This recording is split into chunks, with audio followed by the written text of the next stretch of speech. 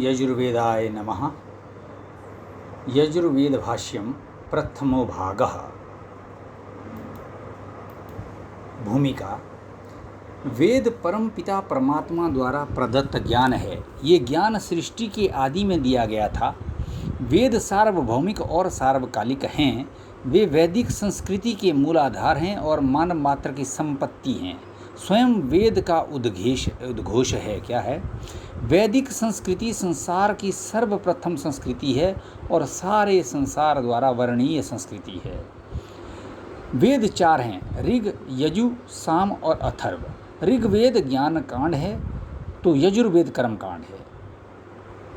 ऋग्वेद मस्तिष्क का वेद है तो यजुर्वेद होठों का वेद है, कर्म वेद है। यजुर्वेद के आरंभ में ही कहा गया है, क्या कहा गया है?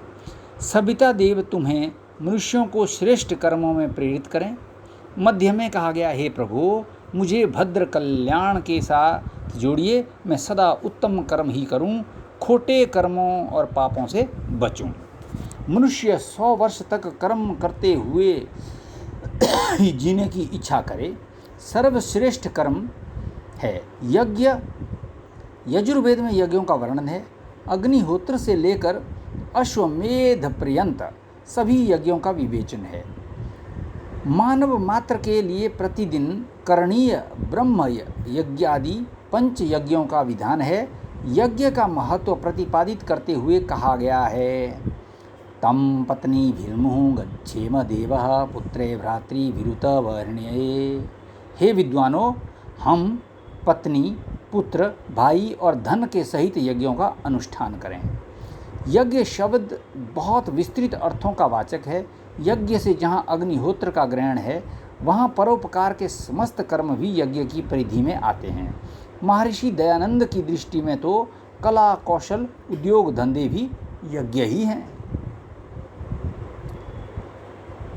यज्ञ शब्द का अर्थ है देव पूजा, संगीतकरण और दान। देवों के देव महादेव शिवलिंग नहीं, स्त्रियों को तो इसका देखना भी पाप है और इस पर चढ़ाए गए पदार्थों के खाने का भी निषेध है।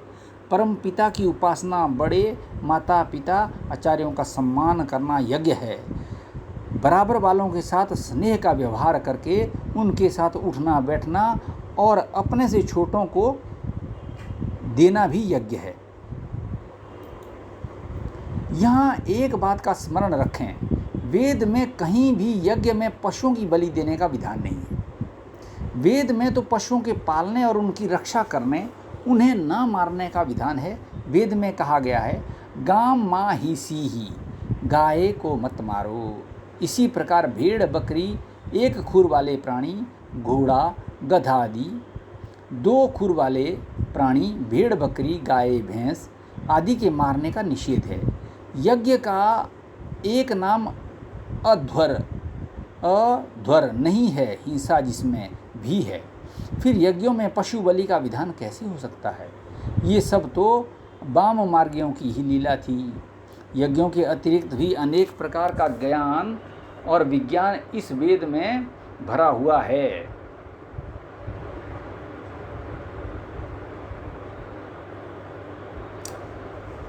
इसका 31वां, 32वां, 36वां और 40वां अध्याय तो बेजोड़ है। 40वें अध्याय तो ईशोपनिषद के नाम से प्रसिद्ध है, जिस पर सारा संसार मोहित है। 31वां अध्याय पुरुष सूक्त है, जिसमें ईश्वर के स्वरूप का वर्णन, उसकी प्राप्ति के उपाय और सृष्टि उत्पत्ति का विवेचन है। 32वें अध्याय का आरंभ ईश्वर के विविध नामों से होता है। तदेवाग्निस्तदादित्यस्तद्वायुस्तदु चंद्रमाः तदेव शुक्रम तत ब्रह्म त आपः स प्रजापति।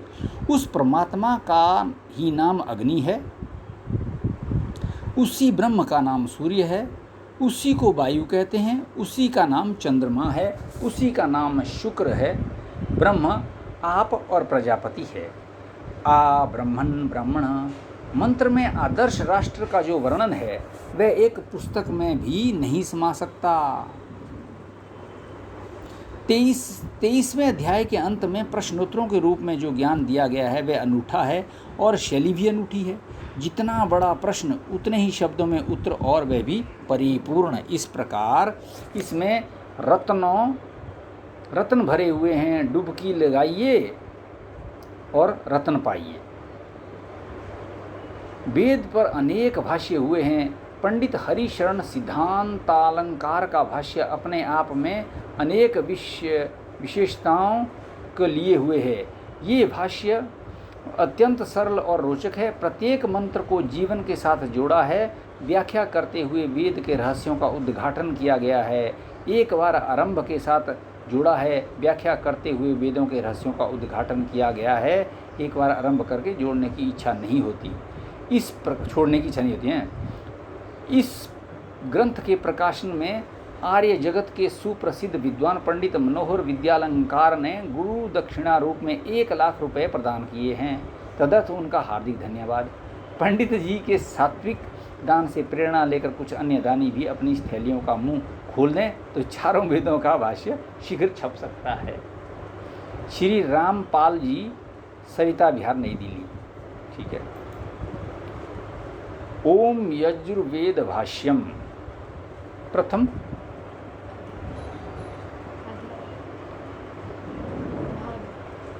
भाग प्रथमो अध्याय। प्रभु की प्रेरणा का स्वरूप। जीव प्रभु से प्रार्थना करता है कि मैं आपके चरणों में उपस्थित हुआ हूँ प्रेरणा प्राप्त करने के लिए, न केवल प्रेरणा प्राप्त करने के लिए अपितु आपके चरणों में आया हूँ ऊर्जा, शक्ति और उत्साह के लिए। आप मुझे उत्तम प्रेरणा प्राप्त कराए। उस प्रेरित लक्ष्य तक पहुँचने के लिए शक्ति दीजिए और शक्ति के साथ उत्साह भी दीजिए कि मैं उस लक्ष्य तक पहुँचने में कभी ढीला ना पड़ जाऊँ। प्रेरणा, शक्ति व उत्साह तीनों से युक्त जीवन ही तो वास्तविक जीवन है। हे प्रभु, मुझे तो आप बस यही जीवन प्राप्त करने के योग्य कीजिए। इस उपासक जीव को प्रभु प्रेरणा देना आरंभ करते हैं और कहते हैं कि, क्या कहते हैं? हे जीवो, तुम गतिशील हो। अकर्मण्यता तुम्हें छू भी नहीं सकती। आत्मा शब्द का अर्थ ही सतत गतिशील है। अकर्मण्यता यदि जीर्ण और शीर्ण कर देती है तो क्रियाशीलता विकास व प्रादुर्भाव का कारण बनती है। वस्तुतः क्रियाशीलता ही जीवन है। ठीक है। सवितः देवः व श्रेष्ठ कर्मणे प्रापयतु। बस तुम कुछ ऐसी अनुकूलता पैदा करो कि सुप्रेरक विद्वान तुम्हें श्रेष्ठतम कर्म में प्रेरित करें। ठीक है। इस प्रकार तुम दिन प्रतिदिन बढ़ने का मार्ग यही है कि मनुष्य क्रियाशील हो और फिर वह क्रियाशीलता श्रेष्ठतम कर्मों की ओर झुकाव वाली हो। तुम हिंसा न करने वालों में उत्तम बनना। तुम्हारा प्रत्येक कार्य ऐसा हो जो निर्माण व हित के उद्देश्य से चल रहा हो। किसी भी कार्य में ध्वंस व विनाश न हो। तुम परम ऐश्वर्यशाली मुझ प्रभु के लिए सेवनीय अंशों को ही अपनाने वाले बनो। भज शिवायम। तुम में प्रकृति का आधिक्य।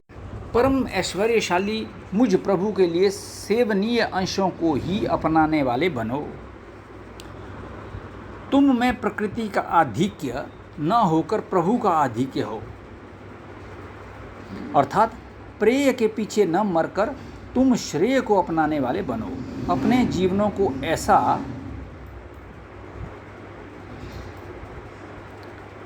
बनाकर तुम उत्तम संतान वाले बनो।